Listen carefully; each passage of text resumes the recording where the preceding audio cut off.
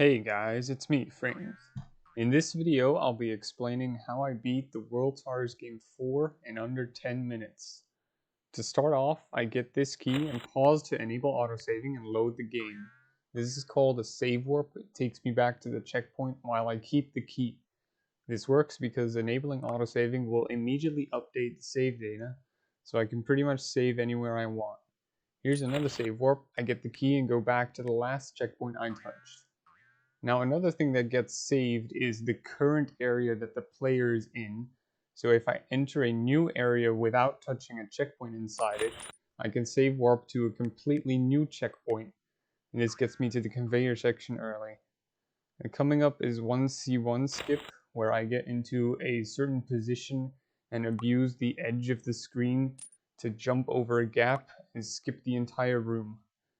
Next, I enable and disable autosaving and start a new game while dying.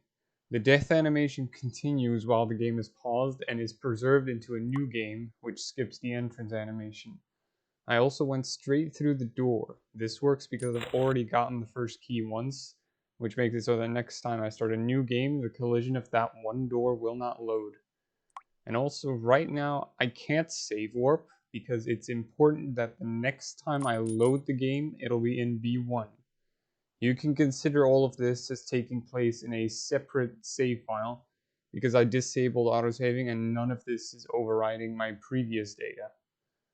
And this time I'm going to the ice section and there's a nice skip here. I can hit the checkpoint while dying. I also pause during the death, which lets me gain control upon respawning. That's called a death pause, which I also did a little earlier in the first room to make the enemies line up better.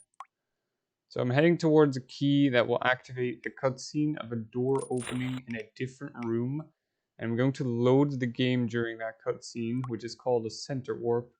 This puts me in B1 back in the main file in a weird cutscene state where I'm unable to interact with anything, including checkpoints. While in this state, I can enter A1 and enable autosaving there, and then go to B2 where the cutscene is able to finish properly, and now I can load into A1 and skip the coin door. Now, despite collecting barely any of the coins, the final checkpoint still takes me to the next level. So that's the main trick of this run, getting to the final checkpoint of a level early with save warping. Now, an important thing to keep in mind is that the checkpoint you save warp to depends on the checkpoint you touched last. They both need to have the same number or ID in their respective room. I couldn't use either of the two earliest available checkpoints in B1, but the top left checkpoint in C1 does line up with the final checkpoint in A1. That's why I needed to go there. Here in level 2, I'm going to save warp to the center checkpoint in this room and then do another death pause. Now I'm going to get a few keys that are supposed to play a cutscene, but since the game is paused, the timer to start those cutscenes is also paused. This way I can store them for later. And while a cutscene is queued, the game makes the player unable to interact with checkpoints. Entering different rooms will also cause some graphical glitches, like this door reappearing. And so what I'm doing here is the same principle as in level 1, but less convoluted. It's another way to enter the final room without immediately interacting with a checkpoint inside it, so that I'm able to save warp to the specific checkpoint I want. After a little shortcut in this room, I've arrived, but before I can load the game, I need to let the cutscene play out entirely because I want to activate the broken state like in level 1. Now in level 3, it's a lot simpler to skip the coin door, but the level as a whole is much more linear, so I'm forced to go through every room anyway. There's a one-way conveyor leading from the final room to the first, but it's pretty much impossible to go against that. So this is a bit of a break with some normal gameplay. In this room, I wait a little bit before entering the water, so the enemies line up better and I can go straight to the bottom. If I didn't wait, I would spend too much time in the water and drown. And with this route, I only need to get air once, and it just barely works out. Now throughout this run, there are some potential time saves that I could be doing, but they can get pretty difficult. This run is hard enough as is, so a lot of the smaller improvements are reserved for shorter individual level speedruns. Although there is one strat coming up that just saves too much time to ignore, despite its difficulty. In the next room, I go from the top conveyor to the platform, which is a 2-frame window. It saves 8 seconds. It also depends on your position, so I have a specific setup for it. Coming up next, there will finally be some cutscenes, so I'm gonna do a death pause to store them. This way I can make it so only one cutscene plays instead of all 3, because each new cutscene cancels the previous one. Now unfortunately, the previous room forces me to touch the checkpoint on the right side before I can leave. And since the next room only has one checkpoint, this means I cannot do a save warp to it, which would have saved a decent amount of time. But I can still save a little bit of time by letting the stored cutscene play at a certain moment. I can pause and unpause during a cutscene to regain control of the player, which also makes me able to interact with platforms.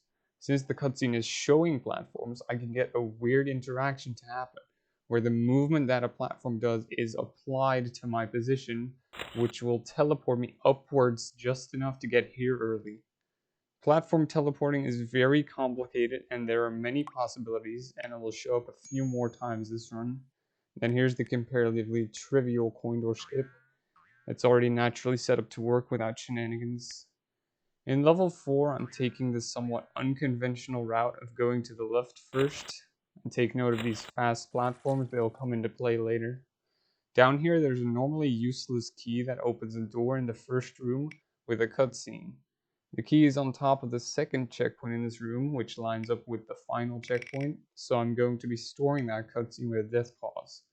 But the final room is all the way on the opposite side of the level, which normally requires a key from around there to access, along with some backtracking. Instead of that, I'll be using the stored cutscene for a platform teleport. The platforms shown by the cutscene move very far in a short time, which means I'm able to teleport quite a distance. Also, since I'm teleporting and not actually moving the player myself, walls will not pose an issue. So in the next room, I can step on the local platform to get affected by the cutscene platform and teleport all the way down into the wall, low enough to transition into the final room. Now I'm stuck in the wall, but of course I can just save warp out. Now level 5 replaces pits with lava, which has a different death animation that allows you to move after pausing and unpausing. I can use this to get the key early, but then to actually keep it, I have to do some fast menuing, which I get second try. After touching the key, I enable and disable autosaving to save the act of getting it and not save the act of losing it. Later I'm going to move across lava to reach a key again, but this time the key will activate a cutscene, which will interrupt the respawning process. That's going to look a little weird, but the important part is that the cutscene is just going to play out normally. Before doing this, I briefly entered C2 and enable autosaving, and then during the cutscene I'm going to load, which puts me in the center of C2 where the cutscene takes place, which then allows me to pause and unpause during the cutscene while a platform has just moved under the player, triggering a platform teleport to the left, from where I can simply move out of the wall onto the platform and skip the midway coin door. The fact that this all happens to work out perfectly with the fastest possible setup is kind of a miracle. The only thing that would make it better is if I could somehow teleport all the way up and enter C1 early, skipping the entire final stretch. Unfortunately, that's nowhere close to being possible, so I'll just enter C1 normally, and just like in level 3, the final coin door skip is pretty trivial. So while this run is reaching its end, I hope you enjoyed what you saw, and that you were able to follow along at least a little bit with all my frantic explanations. If you have any questions, feel free to comment or ask on Discord, link in description. And there you have it, the World's Hardest Game 4 beaten in under 10 minutes, a time that I wouldn't have considered possible mere months ago. Thanks for watching.